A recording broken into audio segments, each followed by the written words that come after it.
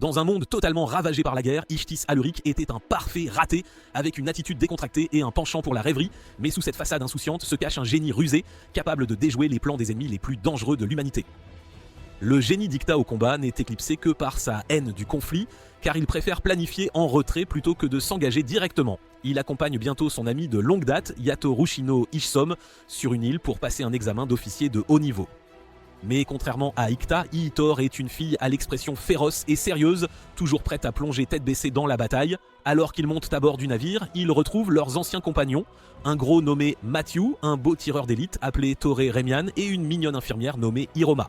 Étant un parfait dégénéré obsédé, Icta commence à flirter avec Hiroma qui essaie de le mettre dans la friendzone. Bientôt, ils commencent leur voyage, mais après un certain temps, une énorme tempête frappe la mer, manquant de transformer leur navire en Titanic cette nuit-là. Ils courent vers le pont et abaissent leur canot de sauvetage, mais avant qu'ils ne puissent se sauver, une fille stupide tombe à la mer et Icta n'hésite pas à sauter dans les eaux dangereuses pour la secourir. Quelques heures plus tard, ils se retrouvent échoués sur une île inconnue avec la même idiote inconsciente quand Yatoré réalise qu'elle est la 3e princesse du royaume.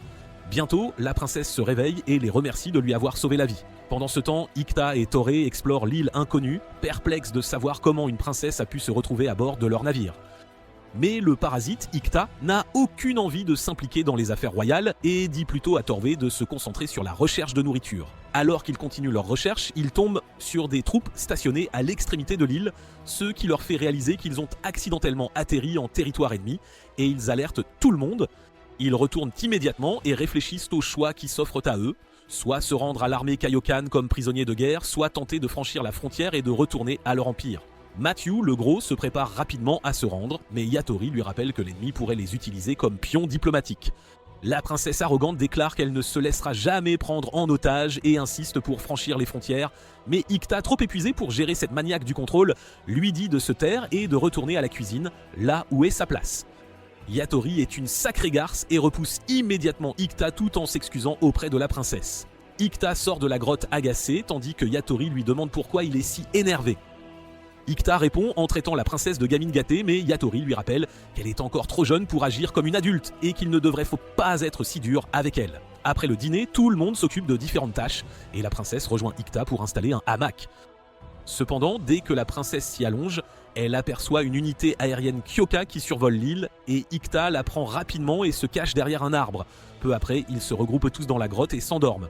Au milieu de la nuit, la princesse s'enfuit, faisant que tout le monde se précipite anxieusement hors de la grotte pour la chercher. Il s'avère que la princesse a été capturée par le royaume ennemi, alors Icta élabore un plan pour tromper les soldats, leur disant qu'il s'est échappé de son pays cruel et voulait rejoindre sa mère et demander l'asile dans la république de Kyoka. Les soldats idiots ont cru son histoire et lui ont demandé de les emmener à la grotte. Satisfait qu'ils soient des idiots, Icta ordonne à ses camarades d'attaquer et ils réussissent à tuer tous les soldats, sauf un gravement blessé. Ils promettent de lui sauver la vie s'il répond à leurs questions et apprennent bientôt des détails importants sur le royaume et ses patrouilles. Mais avant qu'ils ne puissent le soigner, le soldat meurt.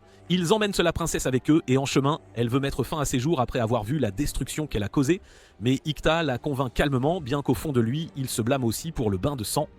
Le lendemain, Icta obtient un véhicule volant de reconnaissance de l'unité de patrouille, prévoyant de l'utiliser comme appât pour s'échapper de l'île. Il se déguise en soldat de Kyokin et trompe le chef militaire en affirmant que quelqu'un a volé le véhicule et se dirige vers les frontières orientales. Voyant cela, le chef pâlit d'inquiétude et demande quelles sont les exigences du voleur. Icta répond que le voleur veut que sa famille soit ramenée au royaume en échange du véhicule. Ainsi, après quelques jours, ils sont renvoyés au royaume où les camarades de la princesse les accueillent chaleureusement au palais. Après un mois, ils reçoivent la terrible nouvelle de la région orientale, capturée par les Kyokens et que le général de la princesse As-Africaine est mort au combat. Icta avait déjà averti le général de se retirer de cette guerre injuste, mais il n'a pas pris son conseil au sérieux. Et maintenant, après sa mort, Icta est convaincu que tout héros meurt d'épuisement. Le lendemain, ils sont appelés par l'empereur défunt qui leur confère le titre de chevalier pour avoir sauvé sa fille. Alors qu'ils sont escortés aux célébrations, Icta s'en prend à la princesse pour avoir ruiné sa vie en leur imposant le titre de chevalier qui ne peut désobéir aux ordres de l'empereur. La princesse convient qu'ils sont utilisés à des fins politiques pour consoler le peuple du royaume dévasté par la mort du général Rikin. La princesse idiote commence à révéler tout ce qu'elle a appris sur la famille d'Icta comme une obsédée. Le père d'Icta était un grand général militaire mort en prison pour avoir désobéi à l'empereur. Son professeur est une scientifique qui a trouvé asile dans la République de Kyokan, mais quand elle commence à parler de sa mère, Ikta se jette sur elle, la menaçant de lui briser le cou en deux si elle prononce un autre mot à son sujet. Ils se demandent carrément s'ils doivent détourner un navire et jouer à Sea of Conquest dans la vraie vie pour se sortir de cette situation. Après tout, quoi de plus palpitant et aventureux que de naviguer en haute mer avec votre équipage et d'affronter de nombreuses aventures pour atteindre fortune et gloire. Si vous aussi ne pouvez pas imaginer quelque chose qui surpasse la joie d'être maître des mers, mettez les voiles pour un voyage épique et devenez le roi des pirates avec Sea of Conquest. Construisez votre navire impressionnant, engagez des coéquipiers talentueux et préparez-vous à affronter des monstres marins et des pirates rivaux dans la mer du diable pour revendiquer le trésor ultime. Plongez-vous dans les graphismes envoûtants et l'intrigue captivante, rendue encore plus agréable par les divers modes de jeu amusants et une multitude de choses à explorer. Préparez-vous à courir et commencez à chanter des chants de marins, car il est temps de vivre la vie de pirate dont tout le monde rêve. Téléchargez Sea of Conquest maintenant via le lien en description ou le QR code à l'écran pour commencer votre passionnant voyage maritime aujourd'hui. Mais attendez, ce n'est pas tout. L'univers de Sea of Conquest vient de s'agrandir avec une nouvelle bande dessinée remplie d'amitiés maudites, de monstres redoutables et d'une sorcière cruelle et folle. Vous voulez savoir ce qui se passe dans les bandes dessinées et qui obtient le trésor? Cliquez sur le lien de la bande dessinée dans la description et découvrez-le par vous-même. Après avoir reçu leurs insignes impériaux, Natorios s'assied à côté d'Ikta, qui partage tristement que ce jour est le pire jour de sa vie, tout comme le jour où il a perdu sa mère. Parce qu'aujourd'hui, il est devenu les trois choses qu'il déteste le plus: un soldat, un noble et un héros. Après quelques jours, ils s'inscrivent à l'école d'officiers de haut niveau de la base centrale de l'Empire Katfarnat, où l'officier responsable les présente comme des chevaliers impériaux qui ont sauvé la princesse du royaume de Kyoken. Il informe également tout le monde que la princesse Chamille, âgée de 12 ans, a également rejoint l'école et qu'ils devraient s'inspirer d'elle et travailler dur sur leurs leçons. Cependant, Ikta, le candidat le plus désintéressé du groupe, pousse un énorme bâillement et semble sur le point de tomber raide mort. Bientôt, l'entraînement militaire rigoureux commence et ils font tous des tours de piste pour renforcer leur corps. Mais Ikta est désespéré, il arrive toujours premier en partant du dernier, maudissant son destin qui l'a forcé à atterrir dans ce terrible camp d'entraînement. L'entraîneur autoritaire ne cesse de le traiter d'idiot qui devrait juste faire ses valises et rentrer chez lui, ce qui pour Ikta ne semble vraiment pas une mauvaise idée. Plus tard, les 5 se détendent sous un arbre quand Torway gâche l'ambiance en leur rappelant qu'il leur reste encore la pratique de l'arbalète, un cours et un marathon avant de finir la journée. Soudain, une bande de brutes avec un chef qui ressemble à un ballon s'approche d'eux. Les brutes jettent un mille-pattes répugnant dans leur soupe, disant l'avoir préparé pour leur donner de l'énergie. Tous les 4 sont effrayés, mais Ikta attrape une pierre, écrase la tête du mille-pattes et l'avale avec confiance tandis que tout le monde le regarde bouche bée. Après cela, il leur apprend nonchalamment qu'il faut toujours écraser la tête du mille-pattes avant de le manger. Pour éviter d'être empoisonné et effrayé par Ikta, les brutes s'éloignent nerveusement. Itor déclare que ses perdants ne savaient pas qu'Ikta serait la dernière personne sur cette planète à être effrayée par les insectes. Matthew, la bouche à moitié pleine de nourriture, marmonne que la meilleure façon de gérer ces types est de les ignorer, car les plus petits chiens aboient le plus fort, et Ikta et Itor le taquinent en même temps, disant que c'est particulièrement vrai venant de Matthew. Bientôt, ils sont en classe, se préparant pour un cours sur les tactiques, tandis qu'Ikta fait la sieste au dernier banc. Soudain, la princesse Chumil s'approche de lui et lui demande si elle peut s'asseoir à côté de lui, et Ikta reprend son ton insolent, disant que ni le bureau ni la chaise ne lui appartiennent, donc la princesse est libre de faire ce qu'elle veut. Bientôt, le professeur entre en classe et commence le cours, mais Chamil, au lieu de se concentrer, écrit une note à un Ikta endormi, lui demandant s'il apprécie son temps ici. Il répond qu'il déteste ça ici, car il ne peut ni faire la sieste ni amener de filles. Chamil rougit et demande si les femmes sont tout ce à quoi il peut penser. Il répond qu'elle est trop jeune pour parler de ces choses. Soudain, le professeur appelle Chamille, lui demandant de continuer à lire, mais la princesse n'a aucune idée du numéro de page puisqu'elle était occupée à bavarder avec Ikta. Étonnamment, Ikta la sauve de l'embarras en lui donnant le numéro de page exact à partir duquel elle doit lire. Ensuite, le professeur demande à Ikta d'expliquer l'importance historique de la bataille d'Apilia et Ikta commence à expliquer, comme un pro, avec tous les petits détails, la stratégie et ce qui a rendu cette bataille importante, impressionnant clairement le professeur et les camarades de classe. D'autre part, Matthew et Torrey s'entraînent au tir de précision et Matthew le complimente en disant que s'il continue comme ça, il pourra facilement abattre un commandant militaire au combat. Soudain, un groupe de seniors qui ressemblent presque à des trafiquants de drogue les arrête en chemin. 2 d'entre eux ont les cheveux verts, exactement comme Torway, et il s'avère que ce sont ses frères et sœurs aînés, Suri Asalad, Ramian et Sushar Aframian. Ils se moquent de Torway avec un salut peu enthousiaste et les informent qu'ils viennent de rentrer de la forteresse de la garnison du Nord.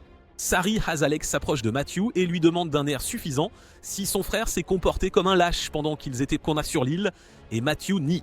L'aîné Rivingham se moque de Torrey en disant qu'il n'est bon qu'à tirer de loin parce qu'il a trop peur d'être proche de l'ennemi comme un lâche et qu'il abandonnera sûrement ses camarades s'il voit un danger. Toré ne peut plus supporter d'entendre ces vilaines accusations, alors il crie en niant, disant qu'il ne s'enfuira jamais. Mais son frère aîné devient furieux parce que Toré l'a interrompu pendant qu'il parlait et il commence à le harceler tandis que Toré, effrayé, garde la tête baissée.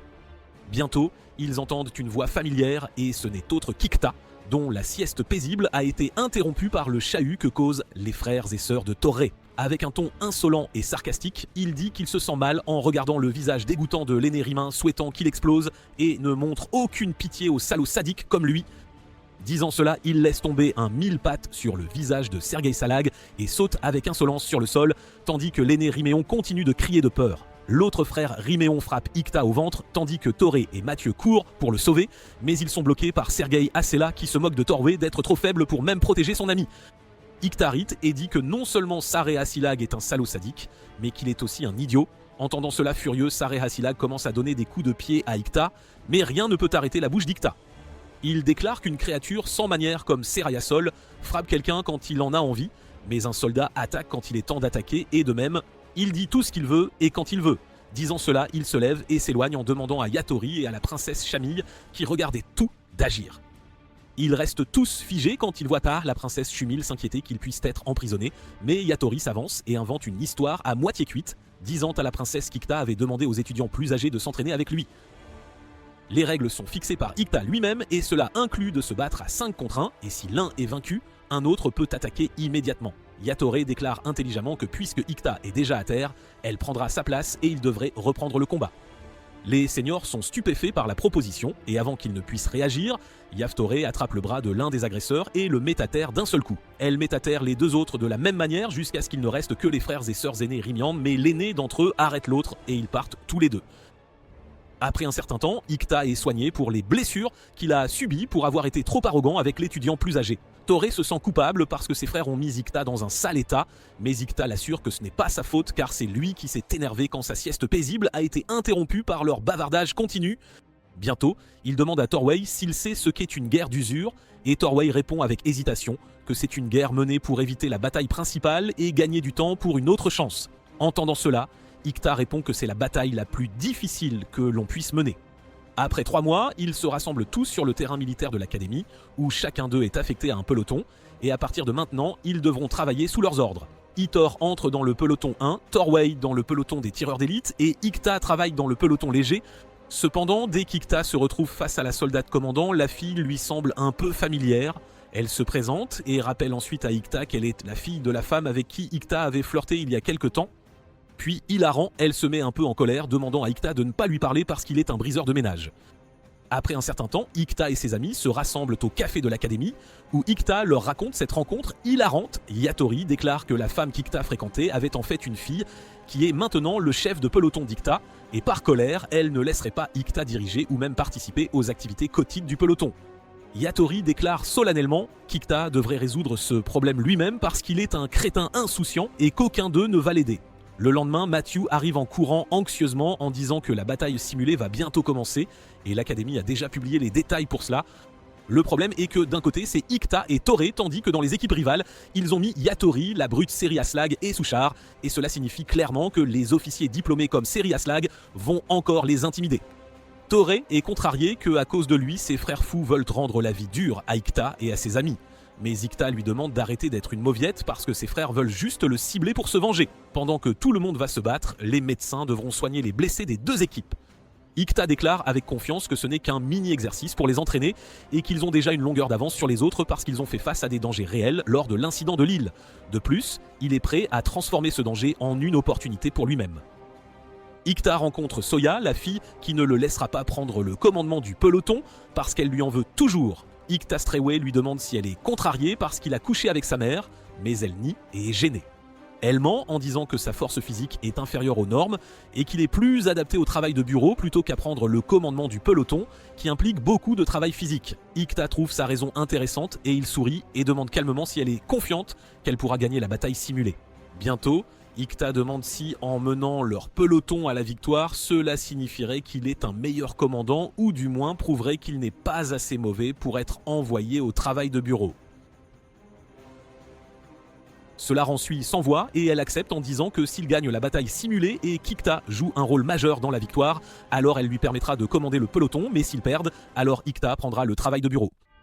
Après quelques jours, ils se dirigent de tous vers un terrain ouvert pour la bataille simulée. Ikta, étant le plus intelligent d'entre eux, quitte le peloton tandis que la brute Riméon est à l'arrière avec son peloton. Il pleut des cordes, ce qui rend difficile pour eux de marcher sur le sol mouillé et glissant, mais Ikta est entraîné à faire face aux circonstances imprévues. Bientôt, ils installent les camps et, surprise, Suya demande comment Ikta a pu trouver les terrains de camping sans carte et il répond avec arrogance que la carte est toujours dans sa tête. C'est juste l'expérience qu'il a acquise avec l'enseignement de son maître qui l'a aidé à trouver les terrains. C'est le deuxième jour de l'exercice et tout comme les ordres de l'académie, ils se divisent en équipes de deux, un côté dirigé par Ikta et Torway et l'autre par Yatoré, la brute Rimian. Yatoré les informe que Ikta et son peloton sont au sud de la rivière Kareru et qu'ils devraient marcher là-bas pour commencer la bataille simulée. D'autre part, Ikta sait que selon les plans, Gatori a dû informer Remian de leur peloton et Kediad panique certainement en demandant à ses soldats de se diriger vers le sud. Bientôt, la brute Remian et son peloton s'approchent de la rentrée de la rivière et ils voient à la fois le peloton d'Ikta prendre position à l'autre bout des eaux de la rivière. L'idiot Remian ordonne à ses troupes de descendre la rivière et d'éliminer l'équipe d'Ikta, mais l'autre frère Remian demande prudemment s'il devrait tout d'abord vérifier l'eau de la rivière pour éviter tout danger potentiel de noyade. La brute Rimian répond avec arrogance qu'il connaît déjà la profondeur de la rivière et que, comme il pleut, les niveaux d'eau n'auraient fait que monter jusqu'à leur taille. Il utilise ses jumelles pour espionner qu'Ikta et ses troupes se cachent dans les forêts pour les attaquer par derrière. Il ordonne à Yatoré de prendre son peloton et de remonter la rivière pour bloquer Ikta et ses soldats. Yatoré est un peu hésitante car il serait risqué de diviser leurs forces. Juste avant le début de la bataille, le tyran Rimian affirme qu'une rivière les sépare déjà et tant qu'ils ne feront pas le premier pas vers l'ennemi, tout ira bien.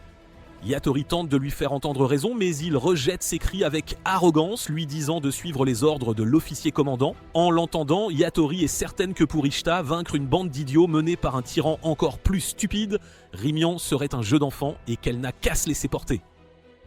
De l'autre côté de la rivière, Ishta est fin prêt à en découdre avec le peloton du tyran Remian. Itoré prend un groupe de soldats et se positionne près du peloton d'Ishta, exactement comme on le lui avait ordonné, puis elle ordonne à ses hommes de rester là.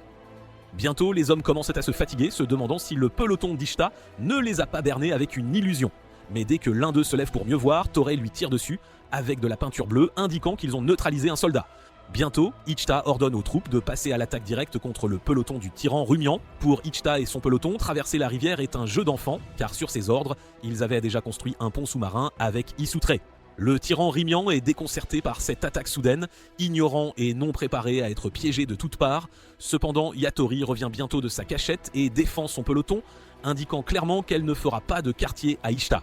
Voyant cela, il ordonne à ses troupes de retourner à leur cachette pour éviter d'être brutalement écrasés par Yatori.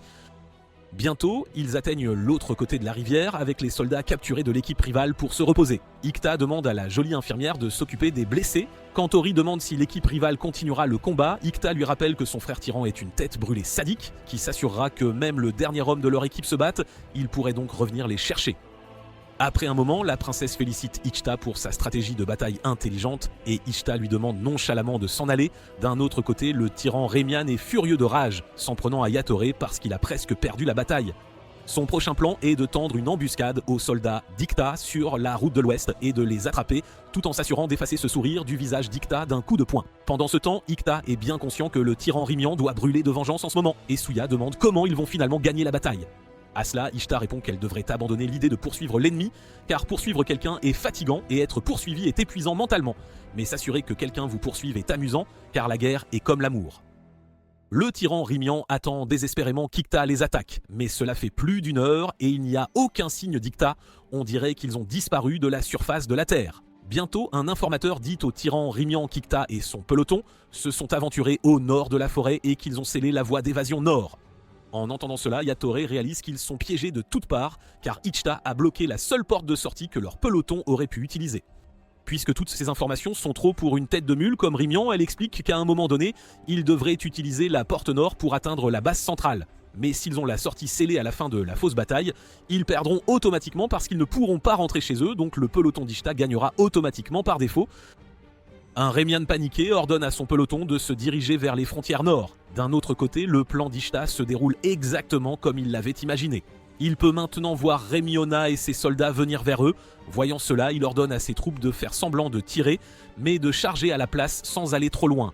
Ils devraient travailler par équipe de 2, car le travail d'équipe les mènera au succès.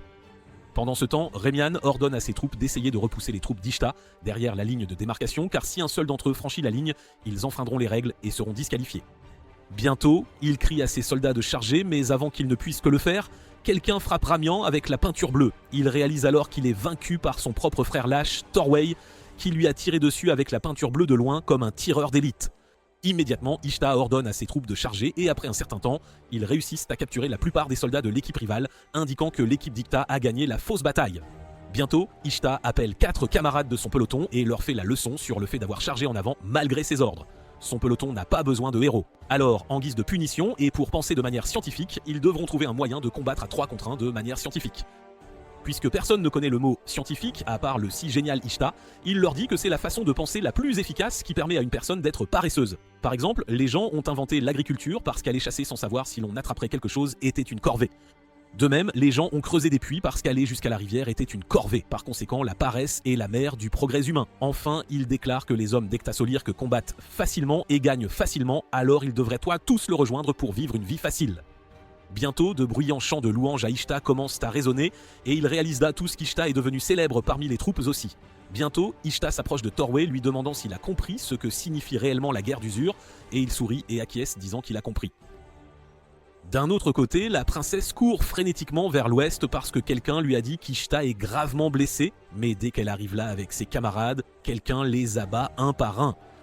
Finalement, elle se retrouve face à face avec le capitaine Eisenhower qui l'a attiré avec la fausse nouvelle de la blessure d'Ishta. Le capitaine lui place un chiffon drogué sur le nez et elle perd immédiatement connaissance. Pendant ce temps, les troupes des 2 équipes reçoivent un signal les informant que la vie de la princesse est en danger. Bientôt, ils se divisent en équipes pour chercher la princesse et Yatori la trouve assez vite. Elle menace le capitaine Izen de se rendre, sinon elle lui coupera la tête et le forcera à le faire. En les entendant, la princesse se réveille aussi et le capitaine la laisse poliment partir. Il explique la raison de ce crime grave d'enlèvement de la princesse, disant qu'ils sont tous des étudiants du lieutenant-général As Africaine, le commandant talentueux mort pendant la bataille de la garnison de l'Est, et qu'il souhaite maintenant venger sa mort en tuant la princesse sans valeur. En entendant cela, Yatoré se jette sur le capitaine pour l'empêcher de nuire à la princesse, mais le capitaine musclé la plaque au sol, l'étouffant brutalement. Pendant ce temps, la princesse ne cesse de le supplier de laisser Yatoré partir. Bientôt, Toré tire une balle qui frôle l'oreille du capitaine, donnant à Yatoré une chance de le maîtriser. Bientôt, elle est dans une frénésie meurtrière avec son épée, poignardant et tailladant les camarades du capitaine en succession rapide.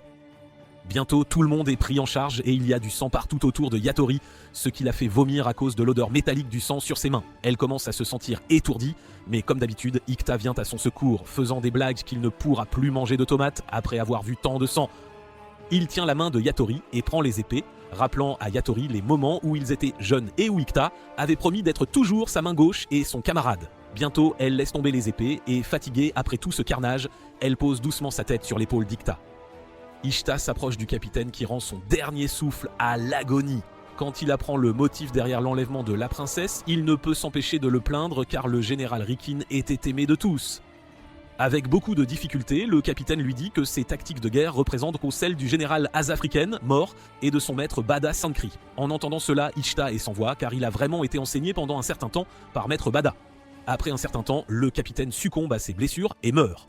Ishta s'approche de la princesse couverte de sang pour la consoler, mais elle se met à sangloter comme un enfant et ne cesse de traiter Ishta de crétin. De retour à l'académie, Yatori continue d'avoir des flashbacks menaçants du carnage survenu lors du sauvetage de la princesse du capitaine Aizen. Elle continue de s'entraîner, mais ces scènes grotesques ne cessent d'envahir son esprit. Pourtant, au fond de son cœur, elle sait qu'elle ne perdra jamais le contrôle d'elle-même tant qu'Ishta sera près d'elle. Elle se souvient de la première fois qu'elle a rencontré Ishta quand ils étaient de petits enfants s'entraînant sous Bata Sankre, leur maître. Sankre, le père d'Ikta, les aidait à apprendre la science, les montgolfières et de nombreuses découvertes intéressantes. Ils ont aussi appris quelque chose sous un scientifique fou nommé Dr Anare qui était le représentant des scientifiques dans le royaume. Il leur a enseigné la science et comment c'est un domaine d'étude qui tente d'expliquer les choses en théologie, tout en expliquant les actes de Dieu sous un autre angle. Lentement, Yatori et Ikta ont commencé à se rapprocher. Ikta a fait de son mieux pour lui apprendre à parler comme un être humain et non comme une brique et à se laisser aller quand elle était avec des enfants de son âge. Mais c'était difficile pour la jeune Yator, car elle n'avait jamais été entourée d'enfants de son âge. Ishta l'emmenait aussi jouer, faire de petites farces aux voisins en les faisant tomber dans des fosses. et partir en mission pour voler de la nourriture dans les cuisines des voisins. Yatori l'a aussi aidé à apprendre quelques tactiques de guerre et des applications simples de la mécanique, et Ishita a senti qu'il avait un nouvel ami sur qui compter. Un jour, Ishita l'a emmené chez lui où elle a rencontré sa gentille mère qui leur a préparé à manger. Ils ont joué aux échecs et plus tard, ils ont dîné ensemble avec les parents d'Ishita. Ils allaient souvent pêcher et Ishita lui a demandé si elle souhaitait être une scientifique comme lui. Mais Yatori suivait la voie du soldat et suivait une formation pour devenir un officier de haut niveau. Un jour, elle faisait de la randonnée avec la famille d'Ishita, mais ils furent tous deux attaqués par une meute de loups. Cependant, Yatori sauva Ishita en le traînant à l'intérieur d'une cabane en rondin. Ils décidèrent tous deux d'élaborer un plan pour se sauver eux-mêmes et les gens des loups affamés. Ils passèrent donc toute la nuit dans une cabane en rondin à fabriquer des armes avec des objets de rechange. Peu après, ils ouvrirent la porte de la cabane et attaquèrent les loups avec les armes qu'ils avaient fabriquées, mais de jeunes enfants comme eux avaient du mal à faire face aux loups dangereux, tous prêts à les attaquer. Ils se cachent à nouveau, mais bientôt les attaques des loups deviennent plus brutales. Cette fois, Yatori les affronte de front, poignardant deux d'entre eux avec des couteaux et des flèches, tandis qu'Ishita utilise ses astuces scientifiques pour les défier. Bientôt, deux loups entrent dans la cabane en rondin, les forçant à se réfugier dans une boîte en bois qu'un Ishita intelligent avait préparée à l'avance. C'est alors que Yatori lui promet qu'elle le sauvera même si elle meurt, mais Ishita lui crie qu'il ne laissera jamais cela arriver et que s'ils travaillent mais tous les deux ensemble, ils peuvent surmonter n'importe quoi. Alors ils doivent tous deux ne faire qu'un et résoudre cela ensemble. Ishita déclara qu'il serait sa main gauche et elle sa main droite partout où ils iraient. Bientôt, ils mettent le feu à la cabane en rondin et essaient de s'occuper des loups restants. Après un affrontement brutal, il ne leur reste que deux loups. Juste avant qu'ils ne puissent les attaquer, le louveteau émerge des bois et les deux loups courent vers le petit, les laissant seuls. Le lendemain matin, Yatori dit à Ishita qu'elle ne peut pas chasser le sang et la violence de son esprit. Ishita répondit que si c'était le cas, elle pouvait prendre son temps pour réfléchir et reconsidérer si elle souhaitait être soldat et être à la hauteur de l'héritage d'Ixam. Bientôt, le temps passa et ils grandirent. Le père d'Ishita fut emprisonné tandis qu'Ishita et sa mère étaient introuvables, laissant Yatori seul dans le royaume. Mais un jour, Ishita vint voir Yatori lui disant qu'il était venu l'emmener loin de cet endroit sans avenir et bientôt ils furent à nouveau ensemble et inséparables. Actuellement, à l'académie, Matthew joue aux échecs avec l'infirmière Aroma qui le félicite de jouer comme un pro et un jour il pourrait aussi battre Ishita et Yatori. Mais Matthew n'est pas d'accord avec elle car il sait qu'Ishita et Yatorad sont à un tout autre niveau. Néanmoins, il continuera à travailler dur et ne baissera pas les bras. Cela dit, il part pour la salle d'information de guerre afin d'en apprendre davantage sur la formation de défense fluviale et Iroma lui souhaite bonne chance. D'un autre côté, Torei s'entraîne au tir de précision tout en pensant à la façon dont il a pu tirer sur le capitaine Aysen juste à travers ses oreilles, bien qu'il ait été posté à un endroit éloigné pendant qu'il sauvait la princesse. Il réalise qu'être éloigné de la cible n'est pas toujours mauvais, comme ses frères odieux ne cessent de le rabaisser, car être loin pourrait rendre plus difficile de toucher la cible, mais ce serait encore plus difficile pour l'ennemi de le trouver. Il se promet de ne pas s'inquiéter de rester loin de sa cible, car cela l'aide à transformer sa faiblesse en une force formidable. Thor est reconnaissant envers Ishita, car c'est lui qui l'a guidé et a augmenté sa confiance en soi. Thor sait qu'Ishita est le seul à connaître ses défauts et ses forces. Le lendemain matin, Ishita paraisse sous l'arbre, faisant quelque chose quand Iroma l'approche, lui demandant ce qu'il fait. Il flirte en plaisantant avec elle, disant que partout où il ira, il gardera toujours le côté droit du lit pour elle. Puis, sur un ton sérieux, il explique que la boîte d'Anirei est sur le point de s'ouvrir, c'est le coffre-fort de son maître, et elle contient toute la propriété intellectuelle. Il ajoute qu'il a étudié sous le scientifique tristement célèbre Dar Anaraikan qui a maintenant demandé l'asile à Kyoken et comme il est l'un de ses étudiants qui ont travaillé ensemble sur la recherche, ils pourront enfin ouvrir cette boîte. Mais en échange de l'asile au royaume de Kyoka, il a dû échanger ses applications militaires avec eux, cependant il a laissé la boîte à ses étudiants. Plus tard, Matthew informe Torway qu'ils devront bientôt partir pour la région nord et Torway acquiesce disant qu'ils devront camper à la garnison de Soman. Cependant, Matthew n'est pas très enthousiaste à l'idée d'y aller car il pense que c'est une région difficile au pied de la montagne dans le Styx et qu'elle est infestée de Synax, un groupe tribal partout, la rendant vraiment dangereuse pour les troupes et les soldats. Soudain, Ishita se jette sur eux en plaisantant, leur demandant s'ils se moquent de la région nord car il ne permettra à personne de penser avec préjugés pour cette région. Il explique que les Synax sont des gens gentils et il a appris à les connaître lorsqu'il a visité le village Synak avec Daranarai dans le cadre de leurs expéditions de recherche. BRV a étudié la météo et les strates géologiques dans les hautes montagnes, mais ce qu'il préférait c'était de connaître les incroyables habitants appelés Synak. Matthew Bootson dit qu'ils sont un groupe de barbares et qu'il n'y a rien d'amusant chez eux. Mais comme toujours, Ishita a besoin d'un prétexte pour parler des femmes, alors il répond que les filles là-bas sont belles et énergiques et qu'elles suivent le système matriarcal, ce qui semble très valorisant. Bientôt, Yatori, Aroma et la princesse les rejoignent aussi. Quand la princesse demande ce qu'il faisait, Yatori répond qu'il vaut mieux qu'elle ne demande pas au garçon ce qu'il faisait, car 9 fois sur 10, c'est toujours quelque chose d'indécent. Bientôt, un Ikta dragueur commence à être un peu trop familier avec Hiroma, mais Yatori le fait taire d'un coup de pied puissant dans le ventre, lui demandant de s'excuser sur le champ car seul un homme dégoûtant dirait quelque chose comme ça à une femme. Bientôt, ils redeviennent tous sérieux et les informent qu'ils parlaient du voyage dans la région nord. La princesse explique qu'en dehors de faire face aux voleurs et aux animaux dans la région montagneuse, ce poste est une région très ennuyeuse et un déploiement de 6 mois qui va sûrement les ennuyer à mourir. Elle demande à Yatori si elle ne s'ennuierait pas là-bas. Elle répond que c'est une destination parfaite pour une fille sérieuse comme elle et de plus, elle souhaite livrer autant de vrais de bataille que possible. Bientôt, ils montent vent dans les carrosses et arrivent à la garnison de la région nord de l'armée impériale où ils sont accueillis chaleureusement par les habitants. Le commandant en chef de la région nord commence à se remémorer la région de l'Est qui leur a été enlevée par les Kyokan. Il dit que s'il avait pu envoyer quelques soldats de plus, les petits Kyokan n'auraient donc pas eu la chance d'empiéter sur la région et de causer tant de morts. De plus, l'envoi de leur contre-attaque sur Kyoka dépend de la loyauté et du patriotisme des soldats. Plus tard dans la nuit, une fête est organisée pour les chevaliers où un fragile responsable de la garnison se présente et Matthew se demande s'il va bien car il semble pouvoir tomber raide mort à tout moment. Bientôt, la fête devient plus joyeuse tandis qu'Ichita sent qu'il s'endormirait debout, mais soudain un soldat l'approche et se présente comme le premier lieutenant Sampa Sozilov du 1er régiment de la garnison nord et il sera leur instructeur pour un temps. Sampa plaisante de bon cœur en disant qu'il a entendu parler d'un enfant à problème parmi les chevaliers et voyant Ichita debout comme un solitaire au fond de la pièce, il a pu deviner automatiquement que c'était lui l'enfant à problème. Soudain, un excentrique au corps musclé émerge de la foule et appelle Yatori, la fille d'Ixem, disant qu'il attendait ce moment depuis très longtemps. La foule dégage le passage pour Yatori qui l'affronte dangereusement, lui demandant s'il a besoin de quelque chose. L'excentrique lui lance 2 lames et l'invite à s'entraîner avec lui. Après avoir demandé la permission au commandant en chef, Yatori donne une lame à Hiroma, déclarant qu'elle a besoin de plusieurs lames lorsqu'elle combat de nombreux adversaires, mais qu'actuellement, avec un seul adversaire, une seule lame lui suffit. L'excentrique en colère s'en prend à elle et Yatori ne cesse d'esquiver ses attaques. D'un autre côté, la princesse rejoint Ikta, déclarant que les compétences de Yatori Ikta ne devraient pas être moquées ainsi.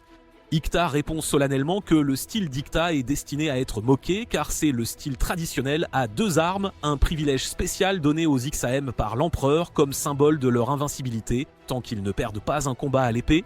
C'est pourquoi les XAM suivent les règles très diligemment, continuant toujours à porter 2 épées à leur ceinture, et ils sont le symbole d'invincibilité. Bientôt, Yatori frappe l'épée de l'excentrique de toute sa force, l'envoyant voler à travers la pièce, le vainquant finalement. Cependant, elle reconnaît que ses attaques étaient fortes comme l'acier et elle est honorée d'avoir eu l'occasion de le combattre. La foule les acclame, tandis qu'Ishita dit à la princesse que Yatori est une soldate qui peut risquer sa vie pour maintenir l'ordre de l'Empire et la protéger car elle est un membre de la royauté. Le lendemain matin, Senpa les guide vers l'endroit où ils devront monter la garde et le protéger des ennemis. Senpa ressemble à un paresseux qui n'est pas vraiment intéressé par les guerres comme Ichita et il les informe qu'il cherchait à bout des renforts, parce que personne n'était prêt à venir dans cette région dangereuse. Il pointe le grand sommet du mont Alifatra, que Torway décrit comme un immense pic surnommé le Grand Escalier vers Dieu, mais aucun ennemi n'a jamais réussi à traverser la montagne pour entrer dans la région du Nord et Sampa est d'accord. Yatori réfléchit attentivement un instant et dit que s'il n'y a pas de menaces extérieures, cela signifie probablement qu'il y a beaucoup de dangers internes dont il devrait se méfier. Sampa est d'accord avec elle, affirmant qu'ils sont là pour surveiller les tribus Sinak qui sont des impériaux mais n'appartiennent pas à leur royaume. Ils ont eu des conflits mineurs avec eux, mais il y a environ 2 ans, les Sinak avaient cessé de causer des problèmes. Ils sont donc là pour leur montrer leur puissance et leur force militaire massive et les utiliser pour les pousser silencieusement à maintenir la paix avec eux. Sampa cherche Ichita, mais il n'est pas avec eux, alors Sui leur transmet le message d'Ichita.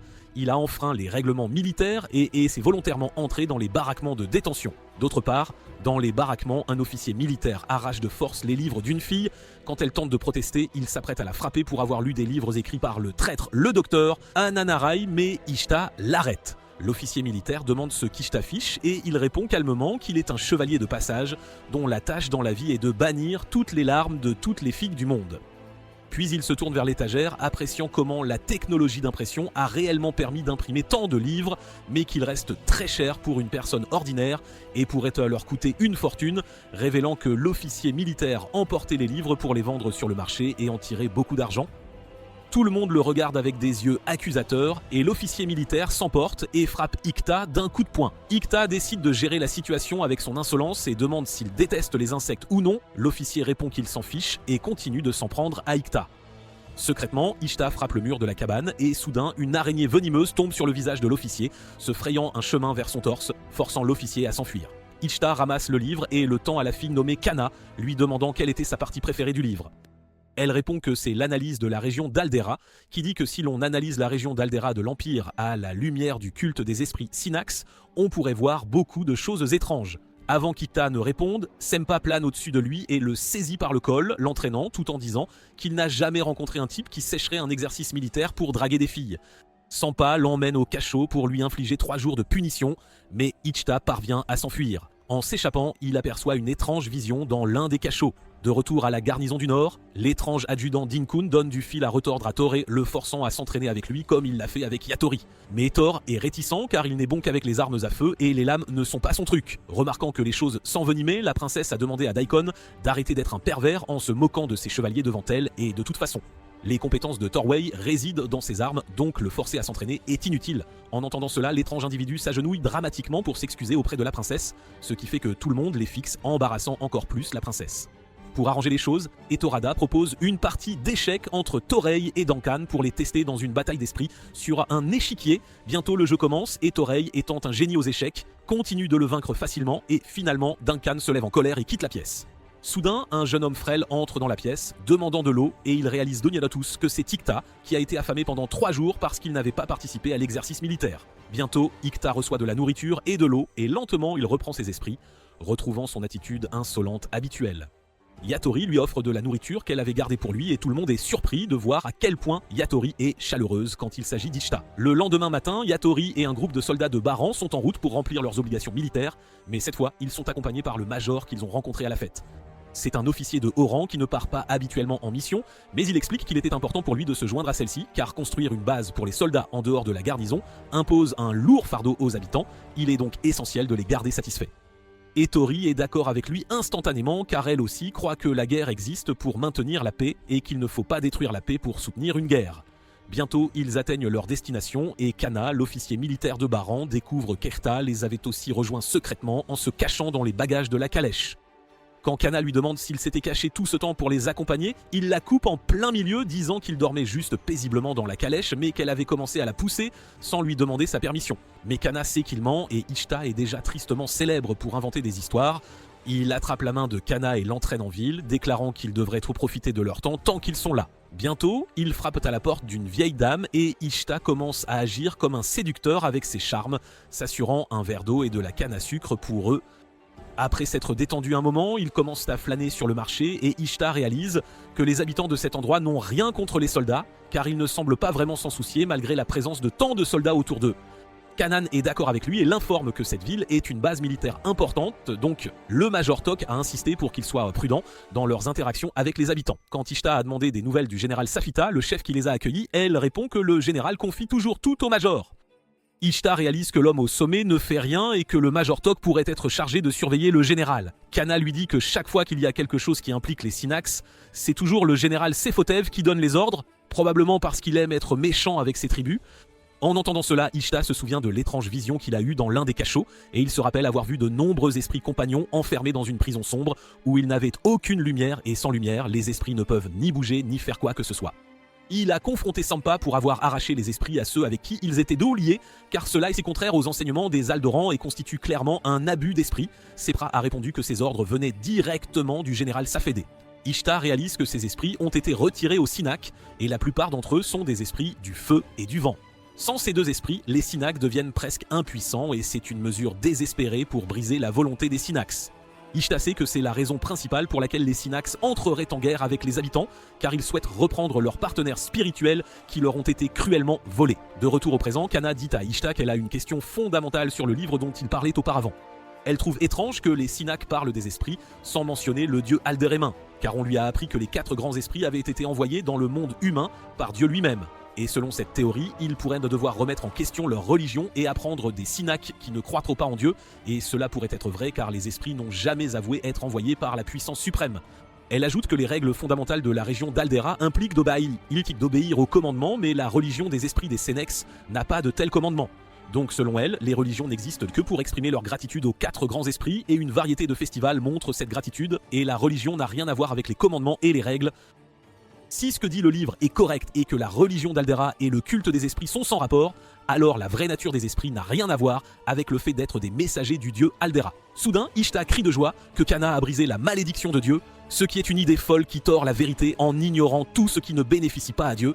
Il se met à danser de joie, disant qu'à moins que quelqu'un ne brise cette malédiction, ils ne pourront jamais croire en la science et ses merveilles. D'autre part, Yatori, un major et quelques soldats s'arrêtent aux portes de la cathédrale. Yatori propose de rester dehors pendant que le major et les soldats entrent dans les lieux. Dès qu'ils ouvrent les portes, ils voient un homme brutalement poignardé et voyant cela, le major demande à ses soldats d'évacuer, mais avant qu'ils ne puissent le faire, ils sont encerclés par un groupe de personnes prêtes à les attaquer. Entendant le tumulte, Yatori entre précipitamment dans la cathédrale et est stupéfaite de voir le major poignardé par l'un des hommes. Elle dégaine immédiatement son épée et commence un carnage, mais le reste des hommes s'échappe. Yatori dit au major blessé qu'elle poursuivra l'ennemi et sort en courant pour suivre les hommes restants. Après un moment, Ishta et Kana entrent dans la cathédrale et ils sont sidérés par tout le bain de sang. Ishta scanne la scène et réalise que 5 soldats impériaux sont morts, ainsi qu'un homme Sinak et quelques habitants. Ishta entre dans le manoir et voit un tas de vêtements avec l'emblème des pèlerins d'Alderman, et Ishta se demande comment ceux-ci ont pu se retrouver chez les Sinak. D'autre part, Yatori poursuit les Sinak, mais elle s'arrête net quand elle voit qu'ils sont encerclés par de nombreux Sinak. Puis elle voit une jeune femme en uniforme traditionnel qui les accuse d'avoir volé leur Hashiku, et Yatori réalise bientôt qu'elle parle des esprits. Elle crie avec colère que les gens du royaume leur ont demandé de suivre leurs règles, à qu'il leur était interdit de vendre dans les villes et qu'ils ne leur payaient pratiquement rien pour le millet qu'ils cultivaient, et à cause de toutes ces atrocités, ils sont contraints au vol. Getori lui demande d'énumérer leurs exigences et la commandante répond qu'elle ne veut plus rien maintenant car elle a pris les choses en main et rétablira la situation telle qu'elle était avant. Ils vont vaincre les soldats impériaux, leur reprendre leurs esprits et rendre le monde de Sinak tel qu'il doit être en déclarant la guerre sainte. La dame annonce son nom, Nana Kodaru, chef des Sinak, et bientôt elle déclare la guerre sainte ouverte. De retour à la garnison, tout le monde apprend la guerre sainte et les chevaliers sont furieux de colère parce que les Sinak ont tué le major Toke. Pendant ce temps, Ishta parle à Yatori, lui demandant de le laisser vérifier la situation avant de partir en guerre. Entendant le tumulte, l'étrange Daikan frappe la table de ses poings en colère, demandant comment les chevaliers peuvent être excités à l'idée de faire la guerre contre leur propre peuple. Il a déclaré qu'il était prêt à partir en guerre si c'était l'armée Kyokan, mais qu'en tant que chevalier, il ne pouvait pas être un instrument de meurtre. Tout le monde est surpris qu'un passionné de combat, Dikun, soit contre la guerre, et Yatori explique qu'un chevalier devrait être réticent à pointer sa lame sur un concitoyen impérial. Ishta est perdu dans ses pensées, puis il dit que le mot « guerre sainte » ne figure pas dans le dictionnaire des Synax, car ils ne considèrent pas la guerre comme bonne ou mauvaise, ils se battent simplement pour survivre. La seule chose qu'ils considèrent comme sainte sont les 4 grands esprits. Ishta leur dit alors d'un ton sombre que quelqu'un a donné aux Synax des excuses toutes faites pour faire la guerre. Le lendemain matin, tout le monde se prépare à partir en guerre contre les Synax, et la princesse est toujours contre le fait de faire la guerre à son propre peuple, alors elle demande à Yatori et à tous de revenir sains et saufs. Il réalise Barthaïs vite que son général Sefeta n'a jamais informé le royaume central de la guerre et qu'il donne des ordres selon ses propres caprices et fantaisies. Bientôt, la guerre commence et elle sera appelée la rébellion de Katvarna du Nord, apparemment plus grande que n'importe quelle bataille, tachant les pages de l'histoire du sang de son propre peuple. La guerre continue pendant des semaines et des mois, tandis qu'Ishta et ses amis sont appelés sur le terrain principal pour offrir leur service à l'armée. Le vieux et cruel général Safita hurle de colère car la guerre s'éternise et ils perdent de nombreux soldats chaque jour. Le soldat lui dit que le peloton n'est pas habitué aux hautes altitudes et le terrain montagneux rend difficile la progression des soldats à cause de nombreux obstacles et la meilleure option serait de se retirer. Fumant de colère, Sefeta déclare qu'il combatte une bande de singes des montagnes et que se rendre n'est pas une option. Plus tard, lors de la réunion du peloton, le commandant déclare que les nouveaux chevaliers se verront attribuer différentes positions, indiquant clairement qu'ils devront combattre en première ligne. Pendant ce temps, les officiers de rang inférieur dirigés par Kana arrivent à un camp abandonné d'où ils défendront les frontières jusqu'à la mort. D'autre part, Ishta rend visite à Hiroma, lui demandant de dîner avec lui. Ils s'asseyent et mangent, et Hiroma l'informe que l'hôpital fœtal est très occupé ces jours-ci, et en plus, il manque donc de fournitures régulières comme des bandages et des médicaments. Ishta et son équipe sont responsables du transport, et il a pris un peu de temps pour rendre visite à Hiroma. Hiroma lui dit qu'elle souhaite faire une proposition au quartier général, et Ishta la motive à le faire car l'hôpital de carburant devrait être à l'arrière ou surtout à un endroit plus bas.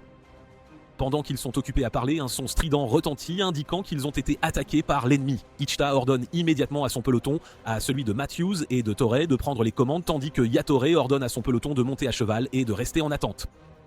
Matthew demande à Ishta s'il devrait rejoindre les forces de défense et combattre depuis les fronts. Ishta répond qu'il y a beaucoup de chaos là-bas et s'ils les rejoignent, ils seront pris entre deux feux. Ishta et Torway ordonnent au peloton de prendre leur position et de ne pas ouvrir le feu tant que les alliés ne sont pas passés, et seul le peloton léger d'Ishta doit se préparer à l'attaque, tandis que le peloton de cavalerie de Yatoré doit rester à l'arrière. Bientôt, Matthew s'approche d'Ishta et lui demande, hésitant, comment il peut être aussi calme que lui. Alors Ishta commence à lui raconter l'histoire d'un général courageux et d'un général lâche, lui disant indirectement qu'une fois qu'il a reconnu ses peurs, il est déjà assez calme pour affronter les dangers. Après un certain temps, les Synaques lancent une attaque contre eux, tandis qu'Ishta ordonne à son peloton de braquer des projecteurs sur eux, aveuglant l'ennemi pendant qu'il les tire et les poignarde, profitant de la situation. Ensuite, Matthew ordonne à son peloton de charger avec des projecteurs et des armes. Finalement, Ishta demande à Yatoré de faire avancer sa cavalerie et de charger les tribus. Yatoré demande à ses soldats de percer le milieu des tributs et de les encercler de toutes parts, les tuant et les mutilant avec une force brutale. Après un moment, Matthew rapporte à Icta que l'ennemi a été éliminé et qu'il n'y a eu aucune victime de leur côté. Icta demande si tuer tant de gens a été facile pour eux, Sui refuse immédiatement. D'autre part, Kanan parle à un camarade dans le camp où ils sont stationnés. Elle lui dit qu'elle était mariée mais que son mari est mort et qu'elle a été chassée par la famille. Cependant, cela a accru son intérêt pour la lecture de livres, en particulier celui écrit par Dar Enrai. Elle lui parle d'Icta et comment ils se sont connus grâce aux livres. Soudain, une cloche retentit et quand ils montent rapidement à la forteresse, ils réalisent qu'ils ont été encerclés par les Synaques de partout. La forteresse qui leur avait été confiée est maintenant complètement prise. Le lendemain matin, la nouvelle de la capture du camp par les Synaques se répand comme une traînée de poudre et le commandant en chef court partout comme un fou. Il ordonne à Ishta et Matthew de prendre leur peloton et de reprendre le camp, mais Ishta essaie de lui faire entendre raison. Il demande au stupide commandant de permettre au peloton de Torway de les accompagner aussi, car le camp compte beaucoup de Synags et les attaquer avec un nombre de soldats petit ou égal les vaincrait sûrement tous. Il propose de capturer le camp en 1 heure s'il est autorisé à les accompagner, et finalement le commandant accepte à contre-cœur. Maintenant, Ishta et Matthew se cachent derrière un énorme rocher surveillant le camp de loin. Alors que le peureux Matthew déclare qu'il ne sera pas possible de prendre le camp en 1 heure, Ishta répond avec confiance que si tout se passe bien, ils peuvent capturer la cour en seulement 20 minutes. Ishta dit à Torway d'amener son peloton et pendant ce temps, il explique à Matthew que Torway leur fournira un appui-feu d'en haut, tandis qu'Ishta et Matthew chargeront en avant. Matthew crie de panique, disant que le fusil à air n'a qu'une portée effective de 40 mesures et qu'il serait dangereux d'avancer avec ce plan. Bientôt, les Synaques voient un peloton venir vers eux et ils se préparent immédiatement à les attaquer, mais avant qu'ils ne puissent tirer avec leurs canons, Torway commence à les abattre de loin. Ishta explique à Matthew que Torway est capable de tirer les balles à distance parce qu'il a creusé de petites rainures dans le canon du fusil pour faire tourner les balles, ce qui les fait aller en ligne droite avec une trajectoire encore plus stable, les rendant 5 fois plus précises qu'un fusil normal. C'est une nouvelle technologie que Deraner avait inventée, populairement appelée le fusil à air. Bientôt, Torway se débarrasse de tous les tireurs d'élite ennemis et Ishta demande à leur peloton de prendre les commandes et de marcher en avant. Après un certain temps, ils parviennent à capturer le camp de l'ennemi, et tout cela a été possible grâce à la technologie cachée dans la boîte de Daranare qu'il a donnée à ses étudiants. Bientôt, ils se rassemblent et tout le monde est incrédule de voir comment Torway a réussi à abattre 6 canons avec 4 balles. Torway répond que ces nouvelles révolutions, toutes grâce à la science, vont déclencher une nouvelle ère de technologie et que les tireurs d'élite seront désormais appelés snipers. Bientôt, un soldat arrive en courant vers eux, informant que le premier lieutenant Najru est absent et que le camp en première ligne demande de l'aide.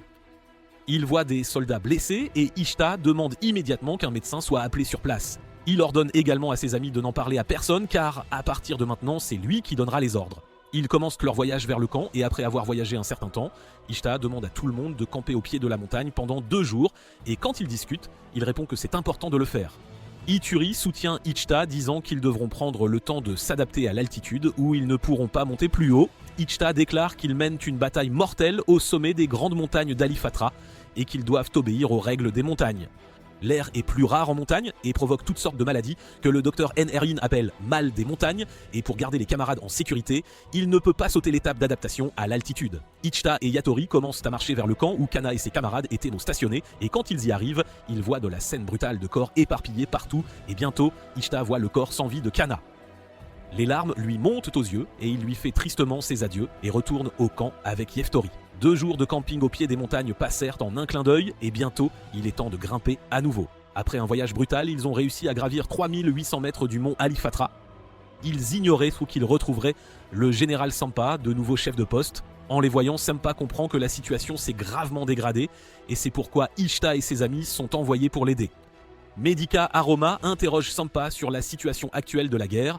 Il répond qu'ils approchent de la fin, tandis que 3 forces se dirigent vers les Synaques par une route de montagne séparée. Une fois ces troupes débarrassées de l'ennemi, elles se retrouveront de l'autre côté de la montagne.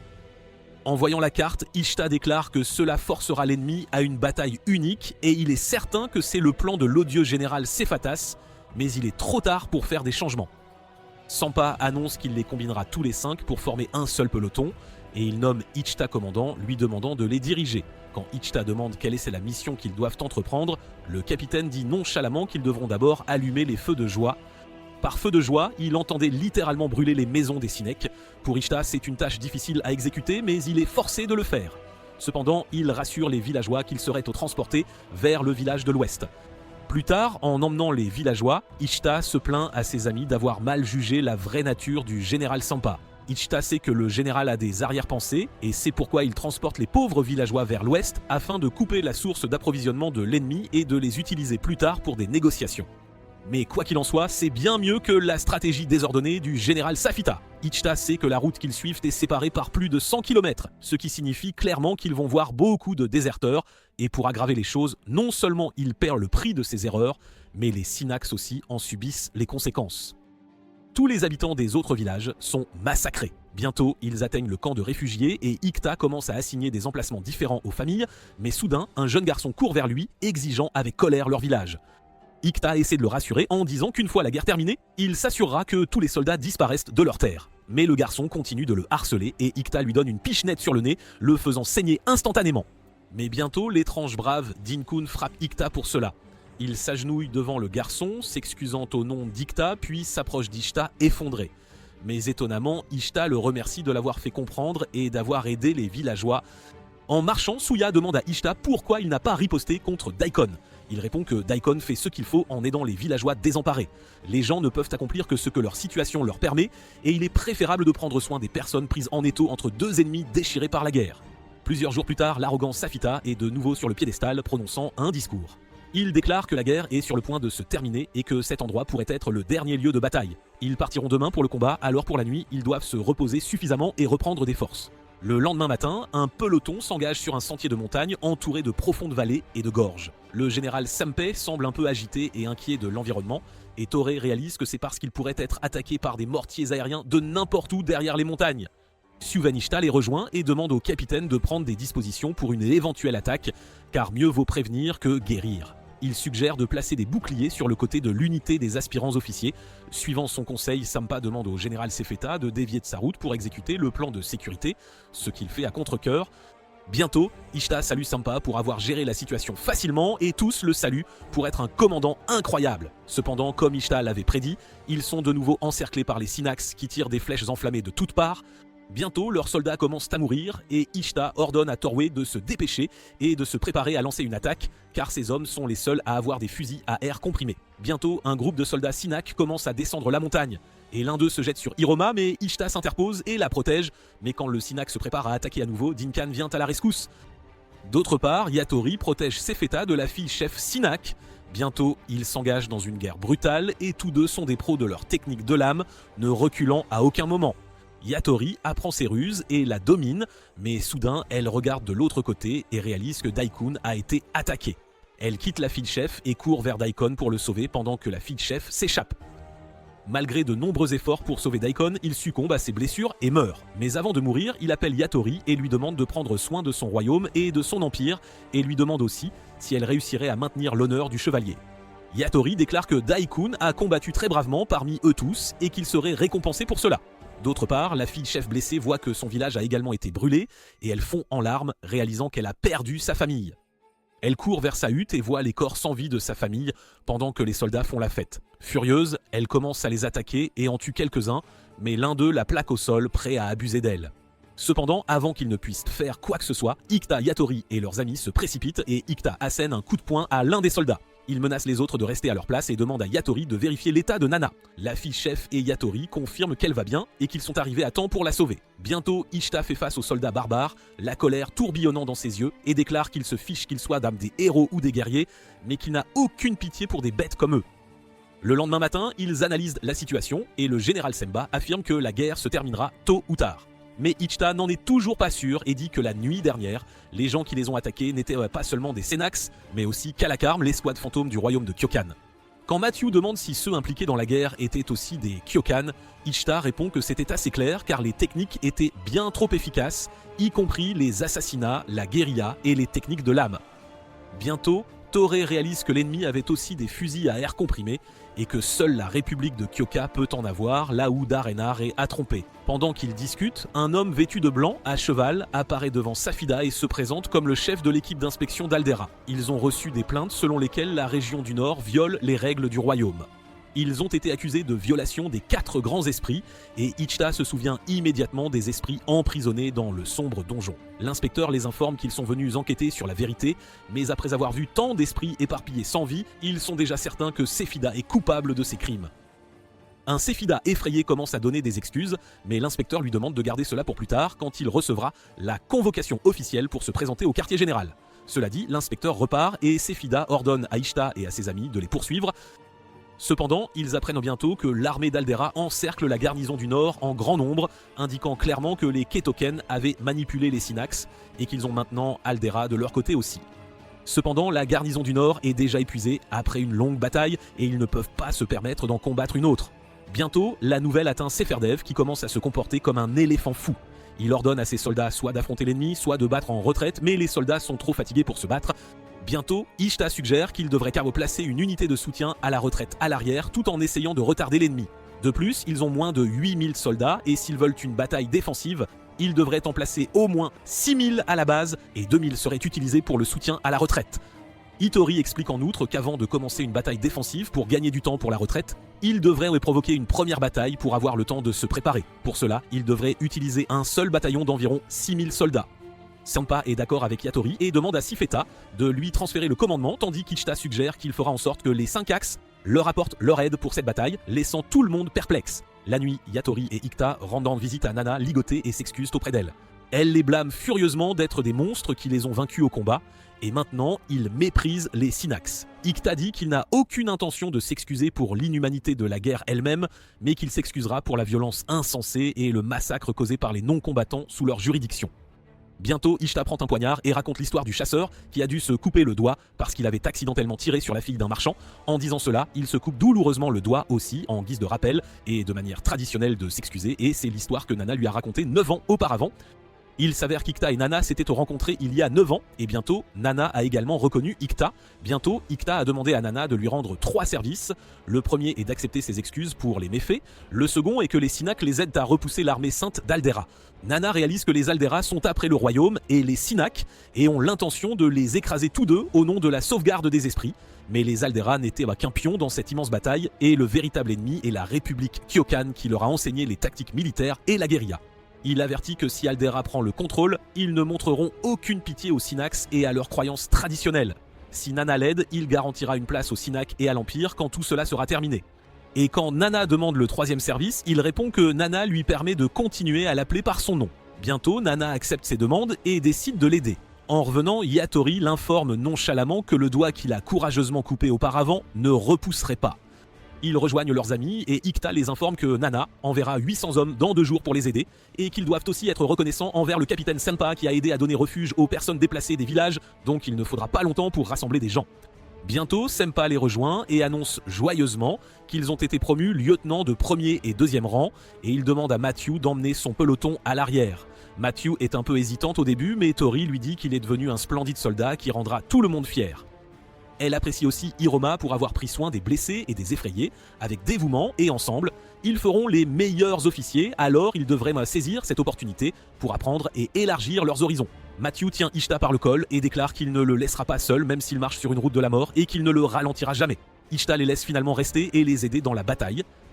2 jours plus tard, ils atteignent la grande forêt de Gagol, planifiant et se préparant à la bataille selon les plans d'Ichta. Ils n'ont que 3 jours et demi et manquent encore de temps et de main-d'œuvre, mais ils devront défricher la forêt pour mieux suivre leurs ennemis Alderan. D'autre part, le général Alderan apprend leur plan et décide d'attaquer le plus rapidement possible pour profiter de la couverture forestière. Bientôt, Ichta reçoit la nouvelle que l'ennemi a également commencé à brûler leur forêt pour éliminer leur couverture. Au sud du royaume, la princesse Shamil se réveille d'un cauchemar d'Ishta, et bientôt elle se réveille en se demandant comment Ishta et ses amis se débrouillent dans la guerre. Bientôt, elle est informée que l'armée sainte d'Aldera a attaqué dans les montagnes. Au camp, Ishta se prépare à la bataille car brûler la forêt pour tenir l'ennemi à distance ne leur a pas donné beaucoup d'avantages, donc combattre est la réalité ultime. Gattori est d'accord que s'ils continuent d'attendre sans laisser le feu s'éteindre, l'ennemi trouvera un autre moyen de les attaquer. Ishta demande à Denana d'expliquer les détails. Elle répond que la montagne Alifatra est la région de Sinax et au-delà se trouve la forêt de Geigle. Mais entre les deux se trouve un petit sentier de montagne, trop étroit pour que beaucoup puissent le passer à la fois, mais s'ils font preuve de prudence, ils doivent donc s'assurer que les Alderanes restent concentrés sur eux afin qu'ils n'utilisent pas ce chemin. Il est donc préférable de se battre plutôt que d'attendre d'être brutalement tués. Ishta sait que l'ennemi ne prendra pas un autre chemin pour les attaquer, alors il espère juste qu'il parviendra à les immobiliser pendant au moins 8 jours pour gagner du temps pour préparer ses hommes. D'autre part, le général de l'armée sainte est informé que les feux s'éteignent. Le stratège astucieux nommé Jean, qui a rejoint l'armée sainte, déclare que la situation a changé et que leur ennemi veut qu'ils prennent le même chemin. Au coucher du soleil, le général Sampa surveille avec inquiétude les escouades fantômes de l'armée sainte. Ishta lui rend visite et lui demande de calmer ses nerfs car le but de ces escouades est de jouer avec la peur de leur ennemi et d'en tirer parti. Cela dit, il retourne à la base. Néné, Mathieu Yatori et tous les autres veillent sur l'ennemi, prêts à charger s'ils attaquent comme Ishta leur a ordonné. Ishta sait que gagner une guerre avec seulement 600 soldats et 120 Synax sera presque impossible, mais il parvient à garder son calme. Bientôt, Sanpa annonce qu'ils ne peuvent pas laisser l'ennemi attaquer en premier, alors il ordonne de tirer les faisceaux lumineux sur eux et demande ensuite à son peloton de tirer. L'armée sainte est surprise par l'attaque soudaine et beaucoup d'entre eux sont tués. Mais l'ennemi les a surpassés en nombre et ils ont beaucoup de soldats comparé au peloton d'Ishta. Ikta remarque que l'ennemi est assez intelligent pour placer des canons à courte portée et Yatore demande frénétiquement au capitaine de les laisser combattre au corps à corps avec l'ennemi car ils enverront probablement la deuxième vague pour les attaquer. Sumi, Yatore et Nana commencent à combattre l'ennemi, mais Nana est attaquée par l'unité de fusil à air comprimé, mais Ikta demande à Torway de les défendre tous les deux avec leurs fusils à air comprimé.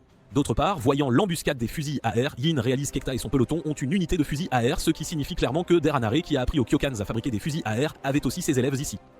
Bientôt, un capitaine informe Jean qu'ils ont attaqué l'ennemi et qu'ils sont occupés à soigner leurs blessés, donc ils ne pourront pas s'approcher des canons. Bientôt, Ichta voit que l'armée sainte a envoyé un autre groupe de soldats et que ce sera un danger immédiat pour eux car les soldats blessés d'Ichta sont toujours là. Bientôt, Ichta se souvient de la promesse de Yatori d'être son bras droit et il annonce immédiatement qu'ils ne se battront plus en coulisses mais affronteront l'ennemi de front. Il va protéger les soldats Synax pendant que Yatori continue de le défendre des attaques potentielles. Ishta emmène son peloton sur le flanc droit tandis que Yatori emmène le sien sur le gauche et bientôt ils créent une chaîne humaine. Ils recueillent à la hâte leurs soldats blessés et battent en retraite. Ils mettent le feu à la barricade, gardant l'ennemi derrière ses portes et les empêchant de les atteindre. D'autre part, le général de l'armée sainte est frustré car ils n'ont pas pu attaquer autant qu'ils l'avaient prévu. Leur stratège Jean le rassure en disant qu'ils n'ont pas pu attaquer mais cela ne signifie pas qu'ils ont perdu, ils ont juste besoin d'une autre chance de gagner. Pendant ce temps, Aroma s'occupe des blessés, mais 2 d'entre eux meurent pendant le traitement. Cela remplit Suya de rage et elle court vers Ikta et Nana, l'accusant d'avoir causé tant de pertes. Ils ont perdu 11 soldats et il attribue leur mort à Ikta pour avoir ordonné au peloton de protéger les Synax à cause de cette stupide femme, Nana. Surya lui rappelle le sergent Sessindi, décédé, qui le respectait et voulait lui ressembler.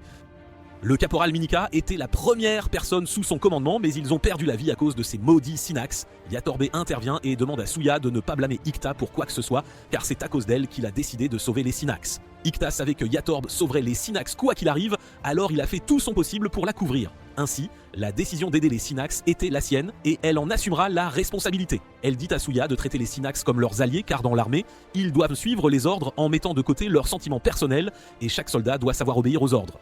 Quand Suya demande si elle tuerait Ikta si on le lui demandait, elle répond qu'un Iksam suit toujours les ordres. En entendant cela, Souille pleure de frustration et s'enfuit. Ikta demande à Yatori si elle le tuerait si on le lui ordonnait. Elle répond qu'elle ferait d'abord tout pour se tuer et qu'elle déchirerait son âme, la réduirait en poudre et la jetterait aux flammes afin de ne jamais revenir à la vie. Une fois tout cela fait, le seul Iksam restant le tuera. Ishter répond que jusqu'au moment où 2 lames lui trancheront le cou, il continuera de penser à la façon dont il l'a perdu. Plus tard, on découvre que l'armée d'Aldera est toujours forte avec 10 000 soldats et la guerre devient encore plus intense. La princesse Shamil entre en colère dans la pièce où Sephaïda et ses hommes se détendaient et demande rudement comment ils ont réussi à s'échapper alors qu'Ishta et ses soldats sont toujours pris dans une bataille brutale. Elle lui ordonne de se présenter au tribunal militaire une fois la guerre terminée afin qu'il puisse être interrogé. D'autre part, Ichta déclare que maintenant, ils attendront que l'ennemi attaque en premier et d'ici là, ils observeront depuis les coulisses. Pendant ce temps, Nana vient voir Suya et s'excuse d'être la raison pour laquelle 2 soldats extraordinaires sont morts et lui demande de lui couper les mains en guise d'excuse, mais Suya refuse, disant qu'elle ne souhaite faire de mal à personne, surtout pas aux Synax qui appartiennent à son propre royaume. Bientôt, Ichta est informé que l'ennemi est en mouvement et qu'une autre unité s'est détachée pour le contournement sur la droite. Cette fois, ils sont à cheval, ce qui signifie qu'ils peuvent tous se déplacer beaucoup plus vite que l'infanterie. Ichta demande à Sempe d'envoyer une force pour les intercepter et se porte volontaire pour y aller avec Torway, mais Sempes dit qu'il ira lui-même car il sait que la bataille dépasse ses capacités. Et s'il les laissait ici, il pourrait ne pas être capable de prendre de bonnes décisions depuis la base. Sempa demande à Ikta et Yatori de prendre les commandes. Ikta accepte son plan mais propose de laisser Tori accompagner Sempa. Bientôt, Matthew et Hiroma remarquent un blip Kyoken. Sur le blip se trouve Jean, le stratège de l'armée Kyoken qui surveille le peloton d'Ikta. C'est contre! Yatori s'exclame avec dégoût en disant qu'elle ne s'attendait pas à ce que les Kyokan tombent si bas et envoie un blip. Ichta va voir son peloton et leur demande de ne pas gaspiller leur énergie à s'inquiéter de ce stupide véhicule aérien et d'arrêter de regarder le ciel tout le temps car ils doivent continuer à regarder vers l'avenir et viser la victoire. Ils observent que les feux se sont éteints et l'ennemi passera par les zones brûlées pour attaquer. Désormais, Ichta leur demande de maintenir une défense adaptative et mobile pour repousser leur ennemi. Pour y parvenir, ils doivent travailler avec la science et, comme d'habitude, il commence à leur faire la leçon sur l'importance d'être paresseux pendant les 7 prochains jours de la guerre et de ne travailler que lorsque c'est nécessaire. Après 7 jours, quand la guerre sera finie, ils retourneront au sud pour leur propre retraite. Bientôt, le peloton de Matthew commence à agir selon les ordres d'Ichta, gardant la stratégie à l'esprit, se retrouvant parfois face à face avec l'ennemi. De son côté, Ichta suit les événements de près et demande au peloton de Matthew de se reposer pendant 4 heures, Yatoré prenant le relais. Pendant ce temps, Toré se charge d'abattre les hommes de Kalakar juste au moment où il s'apprêtait à les attaquer avec une précision redoutable. Grâce au précieux conseil d'Ikta, il savait déjà que les hommes de Kalakar attaqueraient par l'arrière du château. Pendant ce temps, Ikta apprend la bravoure de Torway et demande à ses hommes d'utiliser des signaux lumineux pour leur faire savoir qu'ils avaient accompli un excellent travail. Bientôt, Yatori rapporte qu'elle a terminé de mettre le feu à la forêt avec ses soldats, et plus tard, ils s'assoient ensemble pour partager quelques collations, comme au bon vieux temps. Yatori demande si Tori a réussi à éliminer le commandant des Kalakarm, celui qui avait tué Daikan. Ishta répond que le rapport de Tori mentionne qu'ils ont réussi à tous les tuer, mais qu'il y a toujours une chance que certains aient survécu. Plus tard, Ishta promet à Yatori qu'il sera toujours à ses côtés chaque fois qu'elle aura besoin de lui, et qu'elle devrait prendre le temps de se détendre et de laisser toutes ses inquiétudes s'envoler. Le lendemain, Ishta apprend que l'ennemi pourrait se trouver dans les régions de l'Est, là où le signal a été détecté, et qu'il est possible que 6 chariots s'approchent rapidement de cette zone, tirant quelque chose d'énorme. Il demande aux soldats de découvrir immédiatement de quoi il s'agit. Cependant, les canons atteignent rapidement les camps, tuant et blessant de nombreuses personnes. Ikta fait savoir à tous qu'il s'agit de canons explosifs, une nouvelle arme de l'armée de Kyokin qui utilise l'énergie solaire compressée pour tirer un obus de canon dévastateur. Et bientôt, Ishta réalisa que le blip et la cavalerie ennemie s'étaient entraînés à cela depuis longtemps et qu'ils les avaient finalement déjoués. Les tentatives désespérées de l'armée impériale pour construire une barricade furent alors brisées par l'ingénieux Jean, également surnommé l'officier brillant et infatigable qui marche désormais tout près de l'armée impériale. Ishta commence à se blâmer, estimant que c'était son échec en tant que commandant de ne pas avoir pleinement compris la situation, mais il ne peut pas abandonner et continuer à chercher des excuses. Il demande à Matthew de prendre en charge la position et de poursuivre la mission de défense mobile, et une fois qu'ils auront défendu cet endroit pendant 2 jours supplémentaires, ils pourront se retirer en toute sécurité. Il demande à Kuroma de quitter son poste de second et de rallier les troupes. Nana intervient en disant qu'elle accompagnera Ikta pour le protéger. Bientôt, Ikta quitte le camp en demandant avec espièglerie à Yatora de s'amuser avec lui au combat, et elle accepte avec joie.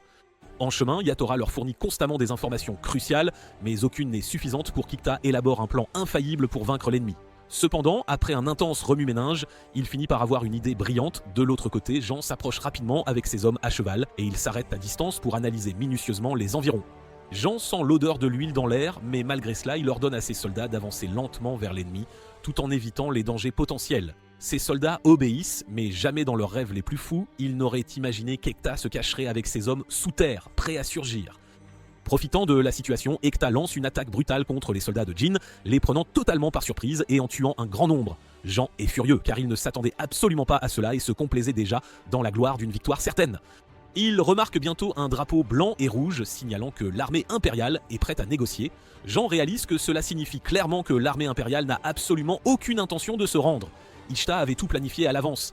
Il savait que Jean est un homme avide qui veut contrôler l'intégralité du champ de bataille et les gens comme lui détestent par-dessus tout quand le chaos s'installe complètement.